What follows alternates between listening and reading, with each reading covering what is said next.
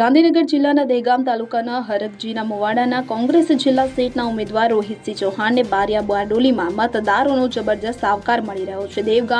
દહેગામ તાલુકાના હરકજીના મુવાડાના કોંગ્રેસ જિલ્લા સીટના ઉમેદવાર રોહિતસિંહ ચૌહાણ ટેકેદારો સાથે તેમના મતદાન વિસ્તારમાં જનસંપર્ક કાર્યક્રમ અને તેમના ટેકેદારો સાથે રાખવામાં આવ્યો હતો। ત્યારે મોચિયાની મુવાડી નવાગરો તેમજ બારિયા વિસ્તારમાં પ્રચાર અર્થે નીકળ્યા હતા। ત્યારે રોહિતસિંહને મતદારોએ આવકારીને ઠેર ઠેર તેમના મત વિસ્તારમાં વધામણા પણ કરવામાં આવ્યા હતા અને બારિયાના નવાગામ નવાઘરો ખાતે જિલ્લા કોંગ્રેસનો લોકસંપર્કનો મોટો કાર્યક્રમ રાખવામાં આવ્યો હતો। મોટી સંખ્યામાં મતદારો ઉમટી પડ્યા હતા અને મતદારોએ રોહિતસિંહ અને આ વિસ્તારના ડેલિગેટ જીતેન્દ્રસિંહ ચૌહાણને જંગી બહુમતીથી જીતાડવાની પૂરેપૂરી ખાતરી આપી હતી। તેમની સાથે આ વિસ્તારના પૂર્વ ડેલિગેટ વખતસિંહ ચૌહાણ ખૂબ જ ઉત્સાહી અને જાગૃત હોવાથી મતદારોના દિલ જીતી લીધા હતા અને તેમની સાથે દહેગામ તાલુકા કોંગ્રેસ પ્રમુખ ધનપાલસિંહ ચૌહાણ પણ હાજર રહ્યા હતા।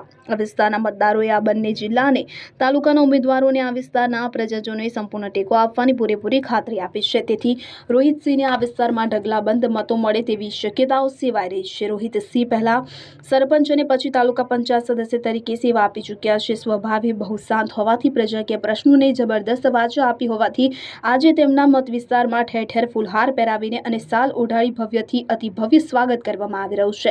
તેના ઉપરથી સ્પષ્ટ થાય છે કે આ વિસ્તારમાં તેમને જબરદસ્ત આવકારો મળી રહ્યો છે। શું કહેવામાં આપ તો દહેગામ તાલુકા કોંગ્રેસ પ્રમુખ છો, તો આ વિશે આપ શું કહેવા માંગી રહ્યા છો? હરકજી મુવાડા જિલ્લા પંચાયત સીટના ઉમેદવાર ભાઈ શ્રી રોહિતસિંહજી અને તાલુકાના ઉમેદવાર બારિયા સીટના આપણા ભાઈ રમેશસિંહજી, બંને ઉમેદવારો પાર્ટીએ બંનેને મેન્ડેટ આપ્યા ત્યારથી જ મજબૂતાઈથી લડાઈ અને મજબૂતાઈથી પ્રચાર કરવાનું આહવાન કર્યું છે। ત્યારે આ સૌપ્રથમ મિટિંગ બારિયા ગામની અંદર થઈ રહી છે, એટલે તમામ મતદારો જોશ અને જુસ્સાથી મતદાન કરવા માટેનો પ્રચાર શ્રી ગણેશાએ કરી રહ્યા છે અને મજબૂતાઈથી ભીડ સાથે અમારી હરકજીના મુવાડા સીટ અને તમામ ચાર નીચેના ઉમેદવારો જીત મેળવશે એવું ચોક્કસ વિશ્વાસ છે। ઓકે બાપુ, આજે જે અહીંયા તમે આ સંમેલન યોજી રહ્યા છો ને પ્રચારથી નીકળ્યા છો, એ વિશે આપ શું કહેવા માગી રહ્યા છો? અહીંયા છેલ્લા 15 વર્ષથી આ વિસ્તારનું હું નેતૃત્વ કરેલું છે, એટલે મને એટલી ખબર છે।